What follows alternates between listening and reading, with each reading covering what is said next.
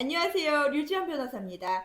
9월 19일 금요일부터 오늘까지 저희 이민 변호사들이 이 정도로 긴장했던 적이 지난 10년간에 있었나 싶을 정도로 정말 숨가쁘게 보낸 주말이었습니다. H1B를 가지고 계시는 분들도 같은 마음이셨을 텐데요. 사실 지금도 19일에 발표됐던 프로클라메이션, 그러니까 대통령 영예에 대해서 아직도 의견이 분분하고 많은 부분이 불확실합니다. 오늘은 그 시간 흐름에 따른 발표 내용과 무엇이 정확하고 무엇이 아주 명확히 해설이 돼야 되는지에 대해서 함께 살펴보도록 하겠습니다. 9월 19일에 이제 트럼프 대통령의 프로클라메이션의 구체적인 내용이 온라인에 포스팅되기 전에 이미 이거에 대한 내용이 조금 돌기 시작을 했어요. 그래서 H1B에 대한 프로클라메이션이 있을 예정이다 라는 내용이 이제 공유가 됐고요. 내용이 발표가 됐는데 이 내용이 저희가 이민법 계속 이제 발표 정책이라든지 뭐 법안이라든지 계속 확인을 하는데 그 문제의 중대성에 비해서 너무 간단한 발표였어요. 발표 내용이 너무 간단해서 조금 저희가 당황스럽다라고 할 정도였거든요. 근데 내용이 어떤 내용이었냐면 우선은 H1B로 입국하는 사람 그리고 재입국하는 사람 모두 10만 불 비용을 지불하지 않으면 입국이 제한될 수 있다. 발효 날짜가 9월 21일 자정이다 라는 내용이 있었고요. 그리고 내용상 이 프로클라메이션이 어디에 적용되는지에 대한 구별이 없었어요. 그러니까 캡 이그즘트, 캡 뭐 서브젝트 다 해당이 되는 건지 non-profit 포함을 하는 건지 아니면은 익스텐션이나 그러니까 H1B를 연장하거나 아니면 이직을 해서 H1B를 트랜스퍼하는 경우 혹은 이게 새로운 청원서에만 적용이 되는 건지 이런 구체적인 내용이 하나도 없이 그냥 10만 달러를 냈다라는 증거를 대야 된다 라고 했는데 이 내용 중에 10만 달러를 어떻게 해야 되는지에 대한 내용도 하나도 없었어요. 이거를 뭐 비자 인터뷰를 보는 대사관에서 지불을 하는 건지 아니면 뭐 어떤 식으로 웹사이트를 통하는 건지 전혀 그런 구체적인 내용이 없었고요. 그리고 이 내용 중에 내셔널 인터레스트 국익에 관련되면 비용이 면제될 수 있다라는 내용이 나왔어요. 그래서 이제 이 내용만 놓고 우선은 변호사들이 그러면 입국하는 사람이 우선 첫 번째 타깃이 될 수 있다. 재입국하는 사람, 입국하는 사람을 모두 다 포괄적으로 얘기했기 때문에 우선은 해외에 나가 있는 H1B 비자 소지자가 있다면 9월 21일 자정 전에 모두 다 미국에 들어올 수 있게 해라. 이 프로클라메이션이 발효가 되기 전에 들어와야 된다라고 이제 변호사들이 기업 고객들이랑 커뮤니케이션을 하기 시작을 했고요. 저희 역시 이제 이메일로 안내를 드렸고 그래서 최대한 빨리 들어와야 된다라고 이제 커뮤니케이션을 시작을 했습니다. 근데 내용상 너무 불확실한 것이 많고 해석이 필요한 부분들이 많기 때문에 저희가 추가적인 발표가 있을 거라는 건 예상을 하고 있었어요. 추가적인 발표가 있을 거라는 걸 예상을 하고 있었는데 이 발표 방식이 조금 당황스러웠던 거죠. 그 이후에 바로 다음 날 9월 20일 날 메모가 발표가 되는데 이 메모가 발표되기 전에 캐롤라인 레빗 백악관 대변인 있으시잖아요. 그분이 막 X에다 포스팅을 막 하시는 거예요. 그래서 이게 뭐냐 이제 변호사들이 이미 주말에 패닉 상태였고요. 그래서 모두가 이제 심기에 곤두서 있는 상황에서 이제 발표가 있었는데 이 발표 내용이 우선은 아도비 서명이 된 서류였고요.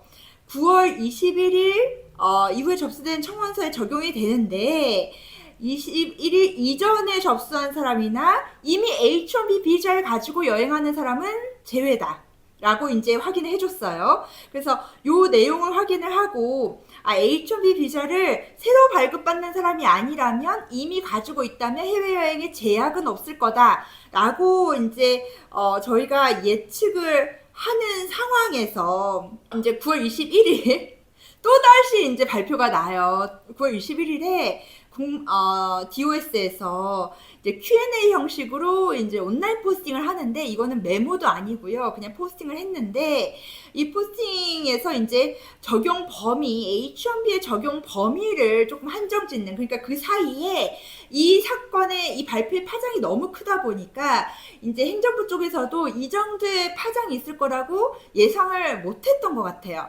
그리고 발표 내용이 굉장히 너무 포괄적이라서 변호사들조차 이거에 대해서 방향을 잡기가 힘든 그리고 오히려 이민법을 하는 이민법 프랙티스를 하는 변호사 입장에서는 더 혼란스러운 표현들 이런 것들이 있었기 때문에 요거를 조금 명확하게 하려고 요걸 포스팅을 했던 것 같은데 여기에서 뭐라고 했냐면 발표했던 날짜 이전에 접수되는 건 괜찮다. 그 이후에 접수되는 any other H-1B petition이라고 했어요. 그래서 이제 any other H-1B petition이라고 하면서 이게 이제 더 혼란을 가져온 거죠. 여기에서 다시 H-1B 비자가 있는 경우는 제외한다. 요거는 다시 한번 확인해줬고 연장은 확실히 제외하는 문구가 포함이 돼 있어요. 그래서 이제 H-1B를 동일한 고용주한테 똑같이 연장을 하는 경우 요거는 제외다 라고 저희가 조금 편하게 생각을 할 수 있는데 New H-1B petition은 비용을 내야 된다 라고 하는 이 New H-1B petition이 뭔지에 대해서 이제 여기가 의견이 분분해지고 있는데 왜냐하면요 트랜스퍼 같은 경우에 이 트랜스퍼는 이미 H-1B 비자 신분을 가지고 있는 분들이기 때문에 저희가 뉴 페티션이라고 보지는 않아요. 이제 프랙티스를 하는 이민 변호사들은. 근데 왜 굳이 내용에 연장만 언급을 했는가? 왜 트랜스퍼에 대해서는 언급을 하지 않았는가? 이게 예를 들면 트랜스퍼가 바로 H-1B 신분으로 있는 상황에서 가는 경우와 혹은 이전에 H-1B를 가지고 있었는데 끌어다 쓰는 경우를 구별하려고 하는 것인가 이런 거에 대해서 약간 아직도 조금 불분명한 부분이 있어요. 그러면서 9월 22일 날 또 이건 공식 발표는 아니고요. 신문에서 뭐라고 했냐면 백악관에서 이제 트럼프 대통령이 주요 단체들에게 연락을 받았는데 여기에서 의사들은 10만 불 피해서 면제될 수도 있다라고 이제 신문 기사가 나왔어요. 의사 선생님들 같은 경우에 H-1B로 일을 시작하는 경우들이 굉장히 많거든요. 그래서 이 의사 선생님들을 전부 다 이제 10만 불 이 피를 적용하게 되면 이 병원들이 또 다 넌프로핏인 경우들이 많단 말이에요. 대학이랑 연계돼 있는. 그래서 타격이 굉장히 커요. 솔직히 저는 되게 놀랐어요. 그러니까 이런 신문 기사가 나오는 거, 발표도 이런 식으로 한 번이 아니라 몇 번에 걸쳐서 하는 거. 제 생각에는 이거를 발표를 트럼프 대통령이 하셨겠습니까? 거기 있는 참모들이 준비를 했을 텐데 이 참모들이 H-1B의 그 파급력이라든지 이 발표의 파급력이라든지 영향력이라든지 그리고 H-1B가 정확히 어디까지 포괄을 하고 있는지를 정확하게 인지하지 못한 상황에서 이거를 H-1B로 오시는 외국인 분들이 단지 영주권자 시민권자의 잡을 뺏어간다 요거에만 지나치게 포커스를 맞췄던 것 같아요. 그래서 이걸로 인해서 미국 기업들이 받을 피해나 미국의 일반적인 국민들 서비스, 의료 서비스 이런 것까지 생각 못했던 것 같아요.